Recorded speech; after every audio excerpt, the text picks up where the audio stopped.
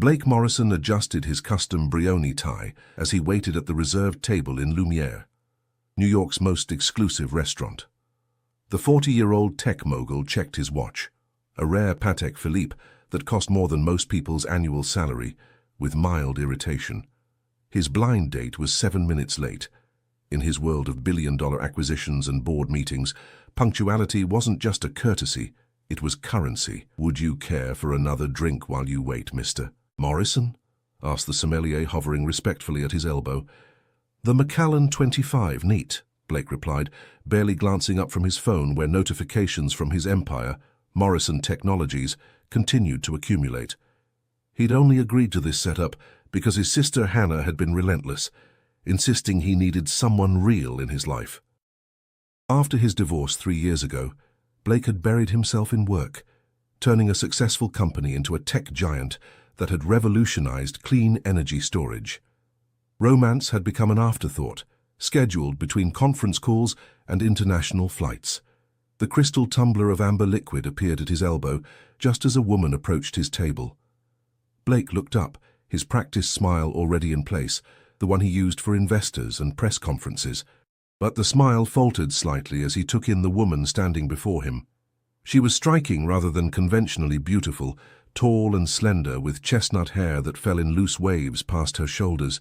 She wore a simple black dress that suggested quality rather than flash, but it was her eyes that caught him off guard, deep green and somehow familiar, looking at him with an intensity that seemed to pierce through his carefully constructed facade.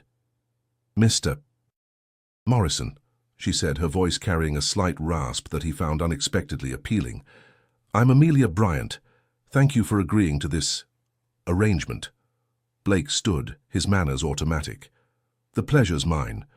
Though I should warn you, my sister tends to oversell my charming personality." He gestured to the chair opposite his.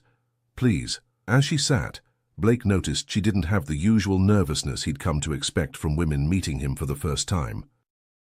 No wide-eyed recognition of his wealth or status, no subtle adjustments to hair or clothes. Instead, she studied him with a calm assessment that made him feel like he was the one being interviewed. The waiter appeared, and Amelia ordered a gin martini with 2 olives, no hesitation.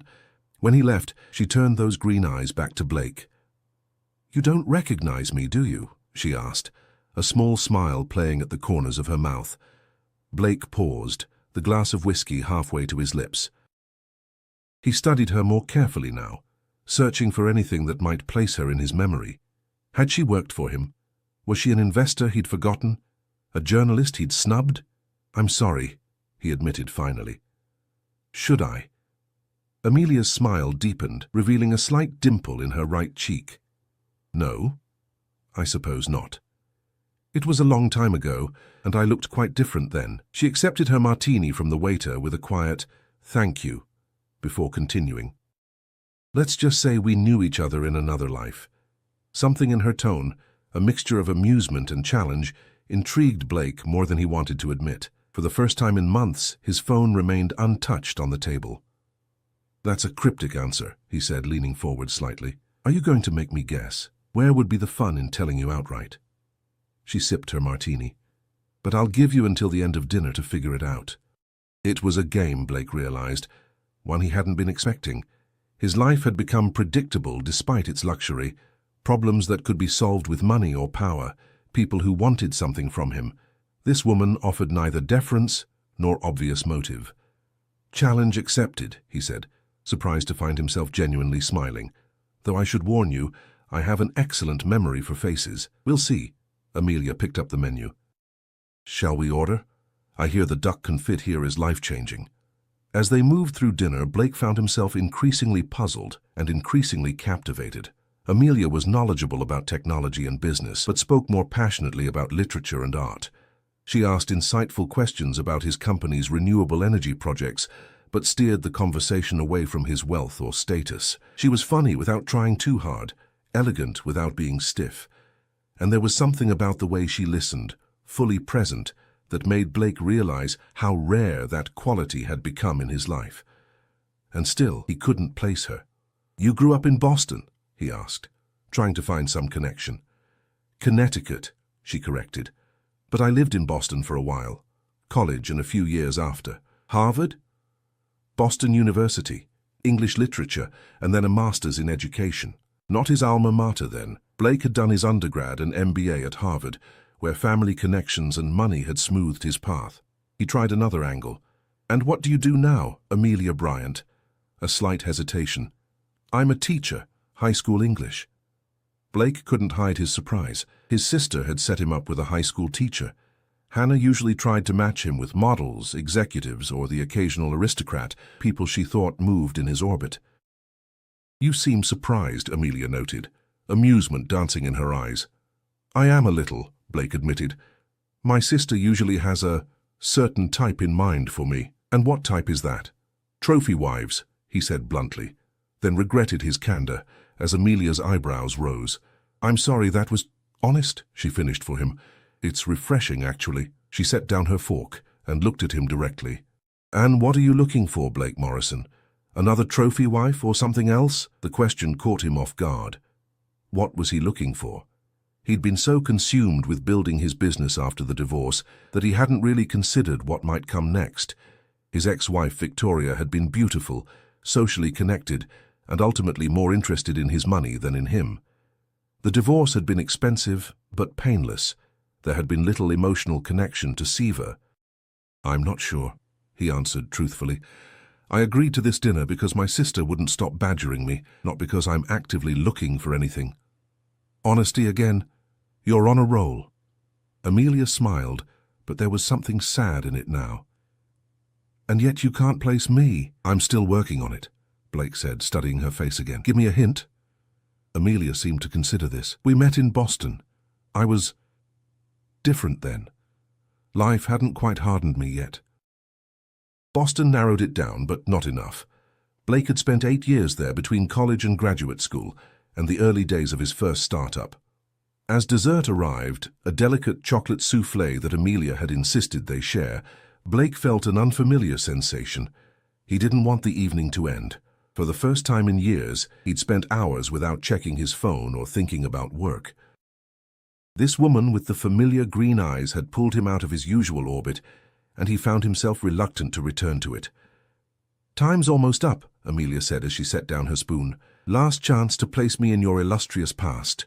Blake shook his head, frustrated and intrigued in equal measure. "I concede defeat. You have me at a disadvantage, Amelia Bryant." She looked at him for a long moment, something unreadable passing across her face. Then she reached into her small purse and pulled out a worn photograph, sliding it across the table. "Perhaps this will help," she said quietly. Blake picked up the photo. It showed a group of young people, college-aged, standing on the steps of a brick building he recognized as part of the Boston University campus. His eyes scanned the faces until he spotted a younger version of Amelia. Her hair much longer then, her face rounder and more carefree, her arm thrown around the shoulders of a thin young man with tousled brown hair and glasses who was looking at her with undisguised adoration. A young man who was unmistakably him, before wealth, before success, before he became Blake Morrison, tech billionaire. Blake looked up, stunned, the memories suddenly rushing back. "Amanda," he whispered. "Amanda Taylor. Amanda Taylor," Blake repeated, the name stirring dormant memories. "You changed your name." "I did," she confirmed, her green eyes watching him carefully. "Amelia Bryant has been me for almost 15 years now." Blake stared at the photograph, transported back to a life he rarely thought about anymore. The skinny, ambitious kid with second-hand clothes and a scholarship to Harvard, working evenings at a coffee shop near Boston University to make ends meet. The pretty literature student who always ordered a large chai tea and sat by the window, reading poetry volumes and leaving generous tips despite her own obvious budget constraints.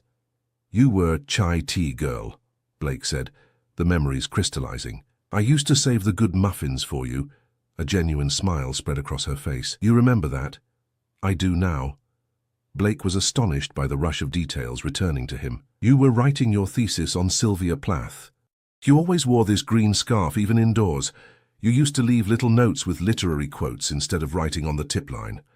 Amanda, looked pleased and surprised. "I didn't think you'd remember all that."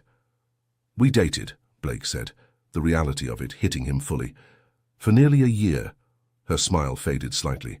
We did. Blake's mind raced through fragmented memories, study sessions where he'd bring leftover pastries from the coffee shop, walks along the Charles River, her tiny apartment with books stacked everywhere, passionate discussions about his business ideas while she listened attentively, her unwavering belief that he could succeed when everyone else thought he was dreaming too big, and then nothing. A void where the ending should be. "What happened to us?" he asked, genuinely unable to recall how their relationship had concluded. Amelia's expression cooled slightly. "You really don't remember?" Blake felt suddenly uncomfortable, sensing he was missing something important.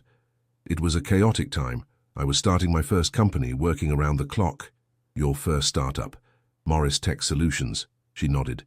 "You got your first round of serious funding." $2 million from Apex Ventures, Blake confirmed. That had been the beginning, the first stepping stone to what would eventually become Morrison Technologies, now valued at over $70 billion. "And then you disappeared," Amelia said quietly. "No calls, no explanation. Just gone." Blake felt a chill of recognition. There had been casualties in his rise to success, relationships sacrificed on the altar of ambition, but the specific circumstances of this one had been buried under years of forward momentum.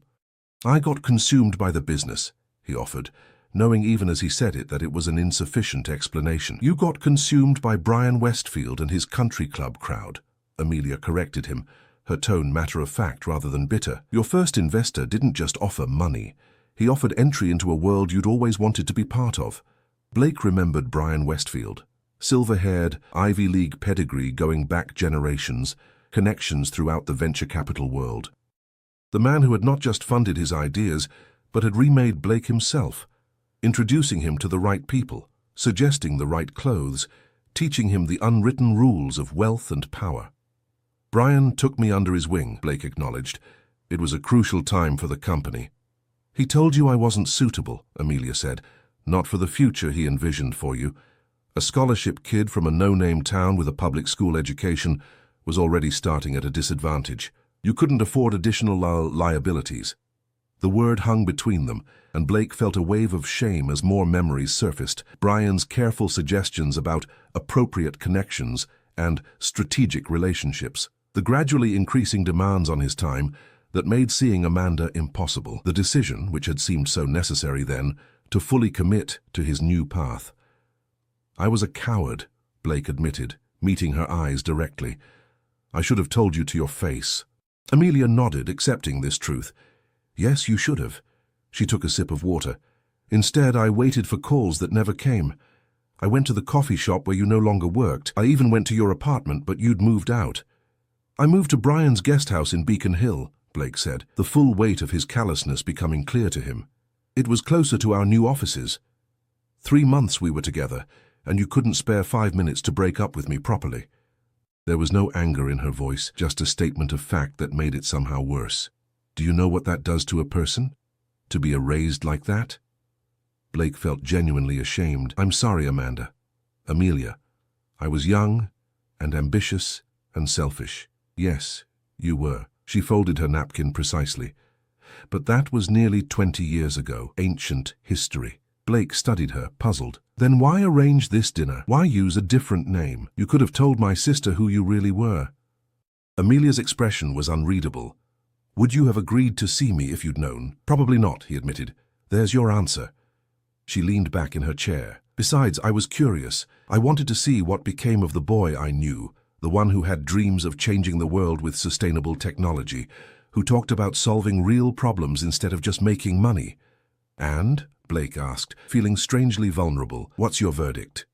"The jury's still out." Her gaze was appraising. "Your company has done remarkable things with renewable energy storage.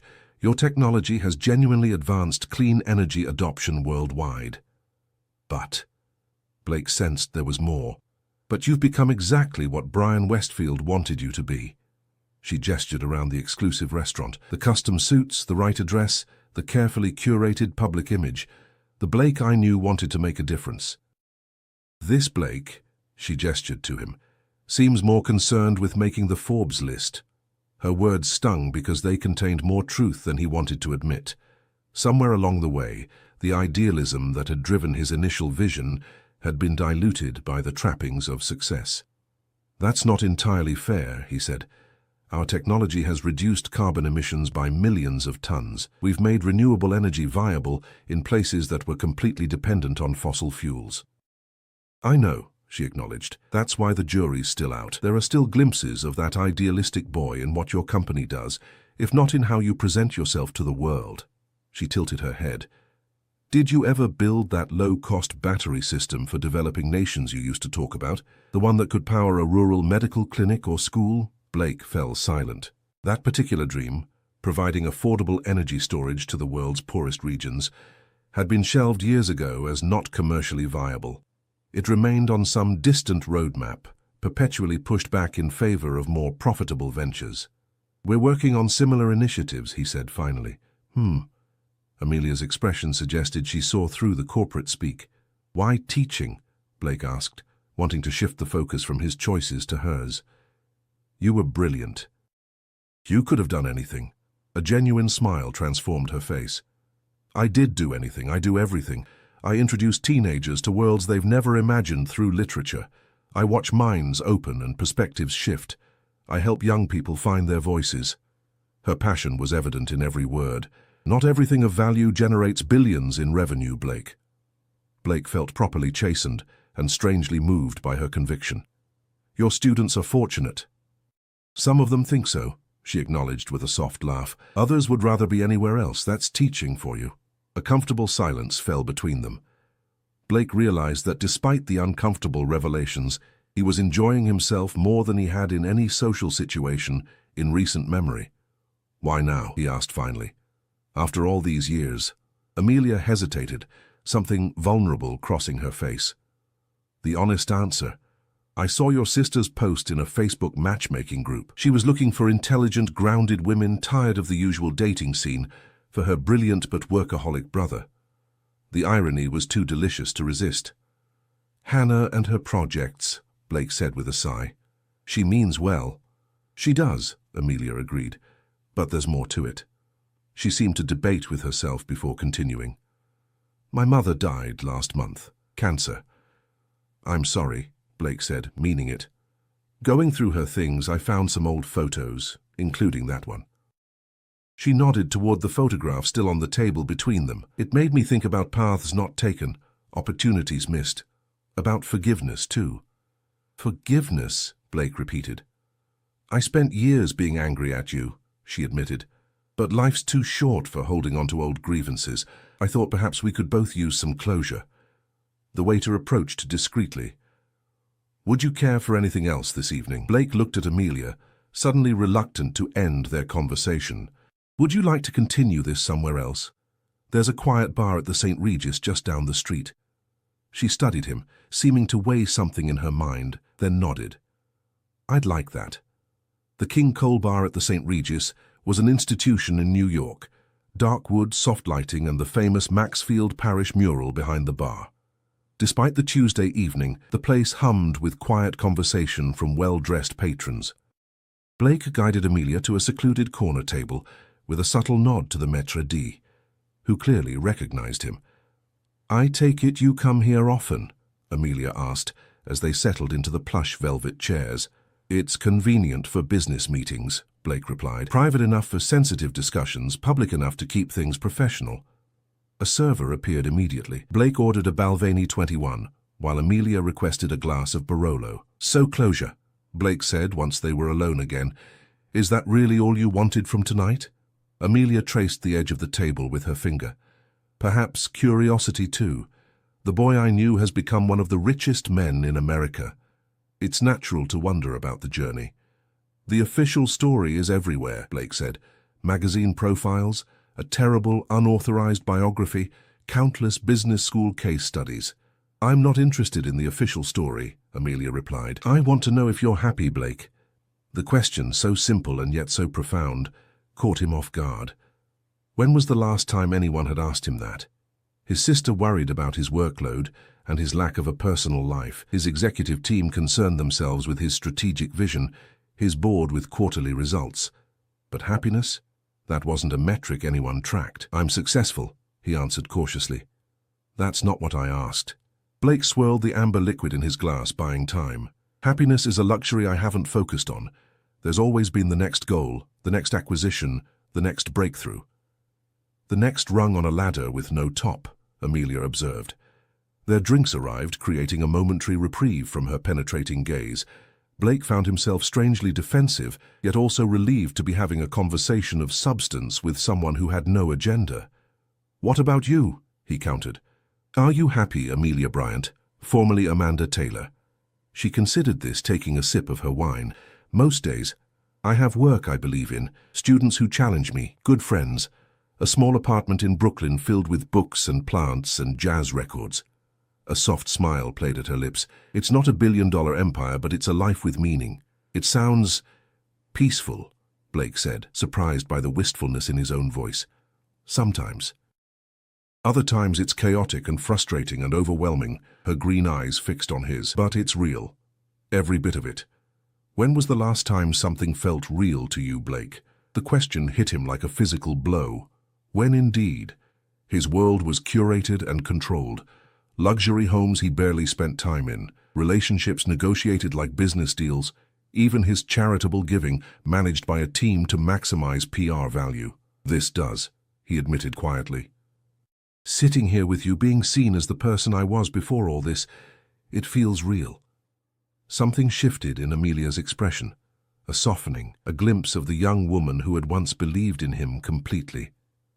"Tell me something true," she said. Something not in the official Blake Morrison narrative. Blake found himself speaking before he could think better of it. "I hate most of my life," he confessed. "The endless meetings, the political maneuvering, the constant performance of being Blake Morrison, tech visionary." He took a generous sip of his scotch. "The only time I feel alive is when I'm actually working on the technology, which I barely get to do anymore. Then why continue? Momentum, expectation, fear of what's on the other side." He shrugged. "The company employs thousands of people. Their livelihoods depend on me maintaining the facade." "That's quite a burden to carry," Amelia said without judgment. "What about you?" Blake asked. "Tell me something true about Amelia Bryant." She smiled, a hint of mischief in her eyes. "I kept that green scarf you mentioned. It's frayed and faded, but I couldn't bear to part with it. Sentimental value. It was the first gift anyone had given me that showed they were really paying attention." Her voice softened. "You noticed I was always cold in that coffee shop, even when it was warm outside. You saved up tips for 3 weeks to buy it from that boutique on Newbury Street." Blake remembered now, the way her face had lit up when he presented her with the carefully wrapped package, how she'd worn it every day afterward despite it being spring. He'd forgotten he was capable of such thoughtful gestures. "Whatever happened to the poetry?" he asked. "You were always writing." A shadow crossed her face. "I still write. I've published 2 collections with a small press." "Under Amanda Taylor or Amelia Bryant?" "A.J. Bryant," she said. "They didn't exactly make the New York Times bestseller list, but they exist in the world." "I'd like to read them," Blake said, surprising himself with his sincerity. "Would you?" She looked skeptical. "They're rather critical of capitalist excess and the hollowness of material success." Blake laughed, the sound startling in its genuineness. "So not flattering to people like me?" "Not particularly," she admitted with a smile, "though there might be a few poems inspired by a certain ambitious coffee shop barista who broke my heart. Now I definitely need to read them." Blake's phone vibrated in his pocket. He ignored it, another first for the evening.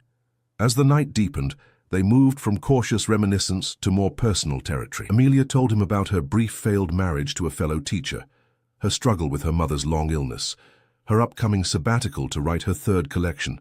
Blake shared his growing disillusionment with the corporate world he'd fought so hard to conquer, his regrets about his distant relationship with his parents before they died, his increasing desire to return to the hands-on innovation that had first driven him. "You could step back, you know," Amelia suggested. "You've built an incredible team. Let them handle the day-to-day while you focus on the work that fulfills you." "It's not that simple," Blake began, then stopped himself. "Actually, maybe it is that simple, and I've just been too afraid to consider it." "What are you afraid of?" "Irrelevance," he admitted. "Without Blake Morrison, billionaire CEO, who am I?" "That's the question, isn't it?" Amelia said gently. "Maybe it's time to find out." They were interrupted by a discreet cough. The maitre d' stood at their table looking apologetic. "I'm terribly sorry to disturb you, Mr. Morrison, but there's a situation that requires your attention." He handed Blake a folded note. Blake opened it reluctantly. Inside, in his sister Hannah's handwriting, "Emergency board call, Palmer threatening hostile move, call me now." Thomas Palmer was his chief competitor and had been circling Morrison Technologies for months, looking for an opening. Blake felt the familiar weight of responsibility settle back onto his shoulders. "I need to take this," he said to Amelia, genuine regret in his voice. "It's an emergency," she finished for him, her smile tinged with sadness. Some things never change. The comment stung, but Blake couldn't deny its accuracy. "I'm sorry. Can I have my driver take you home?" "I can manage," she said, gathering her purse. "It's been an illuminating evening, Blake. Thank you for the closure." Something in her tone, finality, made Blake reach for her hand. "Don't disappear, please. I'd like to see you again." Amelia looked at their joined hands, then up at his face. "Why?" "Because for the first time in years, I remembered who I wanted to be before I became who I am," he said simply. "Because you're the only person in my life who sees both versions of me and isn't impressed by the wrong one." She seemed to struggle with herself before finally saying, "I'm leaving for Italy on Friday. A writing retreat in Tuscany for my sabbatical. I'll be gone for 3 months. Friday," Blake repeated, his mind already calculating. "Have dinner with me tomorrow night. One more evening before you go." "Blake, please." He squeezed her hand gently. "No restaurants, no interruptions. I'll cook for you myself." Her eyebrows shot up in surprise. "You cook now?" "No," he admitted with a grin. "But I have about 24 hours to learn, don't I?" A reluctant smile spread across her face. "You always did like impossible challenges." "Is that a yes?" Amelia hesitated, then nodded. "Yes, but I'm not coming to some sterile penthouse. If you're cooking for me, it should be somewhere that matters to you. Somewhere real." Blake thought quickly. "I have a place in Connecticut, a farmhouse I bought 5 years ago. No staff, no security systems, no Blake Morrison trappings. Just me, occasionally, when I need to remember who I am." "Connecticut," Amelia repeated, looking intrigued. "Where?" "Mystic. Near the coast." Something flickered in her eyes. Recognition. Surprise. "Send me the address," she said finally. "I'll be there at 7. As Blake watched her walk away, he felt both lighter and more disoriented than he had in years. The urgent board situation demanded his attention, yet all he could think about was the challenge of preparing a meal for a woman who had known him when he had nothing but dreams and determination, a woman who somehow still saw that person beneath the wealth and power he'd accumulated. His phone buzzed again, insistently. With a deep breath, Blake turned away from Amelia's retreating figure and stepped back into his carefully constructed world, already counting the hours until he could escape it again. The Palmer crisis had kept Blake working through the night, a hostile takeover attempt that required all his strategic acumen to neutralize. By morning, the immediate threat was contained, but Blake had cancelled 3 meetings and delegated his afternoon schedule to his COO, something he'd never done outside of family emergencies. This felt equally important. The drive to Mystic took just over 2 hours from Manhattan. As the sleek Aston Martin left the highway for increasingly narrow coastal roads, Blake felt the knots in his shoulders begin to loosen. The familiar landscape of Connecticut's shoreline, rocky beaches, weathered cedar-shingled houses, glimpses of blue water between trees, had always centered him in ways his other homes never could. The farmhouse sat on 3 acres overlooking Long Island Sound, a 19th-century structure he'd restored rather than renovated. No smart home technology, no modernist additions, just honest craftsmanship and materials that had stood for generations. Blake had preserved its imperfections, the slightly uneven floors, the door that required a firm push in winter, the window seat worn smooth by generations of dreamers gazing out at the water. Blake parked in the gravel drive and sat for a moment, letting the silence wash over him. This place represented a road not taken, a simpler life he occasionally visited but never fully embraced. Today, it felt like exactly where he needed to be. Inside, sunlight streamed through wavy antique glass, casting patterns on wide plank pine floors. Blake moved through the rooms, opening windows to release the slight mustiness of disuse. The house welcomed him back without judgment or expectation. In the kitchen, updated with professional appliances but keeping its farmhouse character, Blake unpacked the ingredients he'd had delivered from a local market. The cooking lessons had been virtual and rushed, but he'd chosen a menu that could forgive his inexperience. Fresh scallops from Stonington Harbour, locally grown asparagus, heirloom tomato salad with herbs from the garden, and a chocolate cake from Mystic's Best Bakery. He wasn't foolish enough to attempt dessert. As he washed vegetables and marinated the scallops, Blake realized he was nervous, genuinely uncomfortably nervous, in a way he hadn't been since pitching to his first major investors. The Blake Morrison who commanded boardrooms and dazzled the tech world had disappeared, leaving behind the uncertain young man who had once saved the best muffins for a pretty literature student. At 6:30, Blake showered and changed into jeans and a simple blue button-down, the most casual outfit he'd worn in public in years. He opened a bottle of white wine to breathe and lit candles on the porch overlooking the water. The evening was clear and mild, perfect for dining outside. The crunch of tires on gravel announced her arrival precisely at 7. Blake took a deep breath and went to meet her, feeling strangely as though he was about to face a moment of judgment, far more significant than any business negotiation.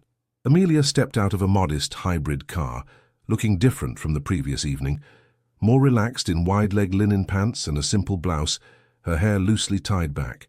She carried a small gift bag and a bouquet of wildflowers. "You found it," Blake said, immediately feeling foolish for stating the obvious. "I did." Amelia looked past him to the farmhouse, her expression unreadable. "It's beautiful." "Thank you, it's not what people expect when they hear Blake Morrison's house." "Which is exactly why you love it," she observed, handing him the flowers. "These are from a roadside stand about a mile back. They're perfect." Blake accepted them, noticing how their casual beauty complemented the setting far better than some expensive florist arrangement. He led her inside, watching her take in the exposed beams, the well-worn furniture, the bookshelves filled with his actual reading material rather than decoratively selected volumes. "This is real," she said finally, turning to him with genuine surprise. "I thought it might be some wealthy person's idea of rustic, all reclaimed wood and designer distressing. But this is an actual home." "It is," Blake acknowledged, "though I don't spend nearly enough time here." "Why did you buy it?" Blake hesitated, then decided on honesty. "It reminded me of the stories my grandfather used to tell about growing up in a place like this, connected to the land, to the seasons. His family lost their farm during the Depression. So the boy who wanted to solve real problems hasn't completely disappeared," Amelia said softly. "He hides, but he's still in here somewhere." Blake gestured toward the porch. "Would you like a glass of wine while I finish cooking?" Amelia raised an eyebrow. "You're actually cooking? I assumed that was a figure of speech and you'd have staff here." "No staff," Blake assured her. "Just me, attempting not to burn down this very flammable antique house." Her laugh was warm and genuine. "In that case, I'd better supervise." The kitchen became a shared space as Blake seared scallops while Amelia dressed the salad. The awkwardness between them gradually dissolved into an easy rhythm, punctuated by brushed shoulders, and the occasional guidance from Amelia when Blake looked lost. "Where did you learn to cook?" he asked, as she expertly adjusted the heat under his pan. "My grandmother. She believed no education was complete without knowing how to feed yourself properly." Amelia looked around the kitchen appreciatively. She would have loved this space. "Tell me about your life," Blake said as they carried their plates to the porch. "The real version, not the first date overview." Under the darkening sky, with the sound of waves in the distance, Amelia shared stories of her teaching career, the triumphs and heartbreaks, the budget cuts and bureaucratic battles, the students who kept her believing in the power of education despite it all. She spoke of her writing process, the small but devoted following her poetry had gathered, her dreams of eventually opening a bookshop cafe when she retired from teaching. "The cafe part is probably your influence," she admitted. "I still associate the smell of coffee with possibility." As night fell completely, Blake lit the fire pit on the edge of the porch, and they moved closer to its warmth with fresh glasses of wine. "I've talked enough," Amelia said, tucking her feet under her on the cushioned chair. "Tell me about this place. Why Connecticut? Why Mystic?" Blake gazed into the flames. "Would you believe it was completely unintentional? I was driving back from a conference in Boston 5 years ago and took the coastal route on a whim. Stopped in Mystic for lunch, saw a "for sale" sign, and found myself calling the realtor before I'd even finished my coffee. Impulse purchase? That doesn't sound like the strategic Blake Morrison I read about. It was more like recognition, Blake tried to explain. I walked through this house and thought, this is what I've been looking for without knowing I was looking for it. Amelia nodded thoughtfully. Those moments are rare. She set down her wineglass and reached for the small gift bag she'd brought. I have something for you. Blake accepted the bag, surprised. Inside was a slim volume with a blue cover, Remembered Light by A.J. Bryant. Your poetry, he said, genuinely touched. My second collection. It came out last year. She looked slightly embarrassed. Page 47 might interest you. Blake turned to the page and found a poem titled The Barista's Dream. He read it silently, his throat tightening as he recognized references to their shared past, the coffee shop, his ambitious plans, the way they'd once imagined a future together. This isn't angry, he said, looking up at her. I thought you said your poems were critical of people like me. Some are, she acknowledged. But that one is about possibility, about the roads we choose and the ones we don't. Thank you, Blake said, carefully closing the book. I'll read all of it.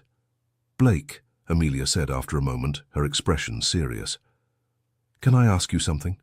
Something I've wondered for 20 years? Anything. Say if Brian Westfield hadn't come along with his money and his country club connections, if you'd had to build your company the hard way, one step at a time, do you think we would have had a chance? The question hung between them, heavy with 2 decades of divergent lives and missed opportunities. I've asked myself that same question more times than I can count, Blake admitted, especially in the last 24 hours. And? I think we had something real, he said slowly. Something I was too young and too ambitious to recognize the value of. I traded what could have been profound happiness for success because I didn't understand they weren't mutually exclusive. Amelia nodded, accepting his answer. For what it's worth, I think you would have succeeded either way. The drive was always in you, but I might have remained the person you believed in, rather than becoming someone even I don't particularly like most days. The fire crackled between them, sending sparks upward to mingle with the emerging stars. Why did you change your name? Blake asked suddenly. You never explained that. Amelia looked away toward the dark water. After you disappeared from my life, I had a difficult time. Depression, anxiety. I was questioning everything about myself, including my worth as a writer. She took a deep breath. When I finally started putting myself back together, I wanted a fresh start. Amelia was my grandmother's name, Bryant my mother's maiden name. It felt like claiming a new identity rooted in the women who had always believed in me. I'm sorry I hurt you, Blake said quietly. We were young, she replied, and maybe things worked out exactly as they needed to. I've had a good life, Blake, different from what I imagined back then, but meaningful. And now you're off to Italy. Yes, 3 months in a villa outside Florence with 9 other writers. Her eyes lit up at the prospect. Time to focus completely on my next collection. Blake hesitated, then asked the question that had been building since he first recognized her. When you return, would you consider seeing me again? Amelia studied him. To what end, Blake? We live in completely different worlds now. Do we? He gestured to the farmhouse, the simple meal they'd shared. Maybe this is where our worlds could overlap. A billionaire playing at simplicity is still a billionaire, she pointed out gently. What if I wasn't playing? Blake leaned forward. What if I told you I've been thinking about stepping back from Morrison Technologies for years, becoming chairman, but letting my team run daily operations while I return to the innovation work I actually love? I'd say talk is cheap, Amelia replied, though her tone was kind. People rarely change fundamentally, Blake. They do when they recognize they've been on the wrong path. Blake reached for her hand. Seeing you again, it's like being offered a compass when I didn't even realize I was lost. Amelia didn't pull her hand away, but her expression remained cautious. One dinner doesn't erase 20 years of choices. No, Blake agreed, but it can be the first step toward making different ones. They sat in silence for a long moment, the weight of possibility between them. 3 months, Amelia finally said. Go be Blake Morrison, tech billionaire, while I'm in Italy. If you still feel this way when I get back, if you've actually taken concrete steps toward this change you're talking about, call me. I will, Blake promised. And I'll be different. Amelia smiled, a mixture of hope and skepticism in her eyes. We'll see. As the fire burned down to embers, they talked of smaller things, favorite books, places they'd traveled, memories of Boston in the spring. When Amelia finally stood to leave, Blake walked her to her car, aware that whatever happened next would depend entirely on the choices he made while she was gone. Safe travels, he said, as she opened her car door. Write something beautiful in Italy. I will. She hesitated, then stood on tiptoe to kiss his cheek. And Blake? Whatever you decide to do next, make sure it's real. As her taillights disappeared down the winding drive, Blake stood in the starlight, feeling both loss and possibility. The farmhouse waited behind him, patient, authentic, a vision of a life he'd kept at arm's length for too long. Tomorrow, the Blake Morrison the world knew would begin to transform. Tonight, in the quiet of the Connecticut shore, that transformation had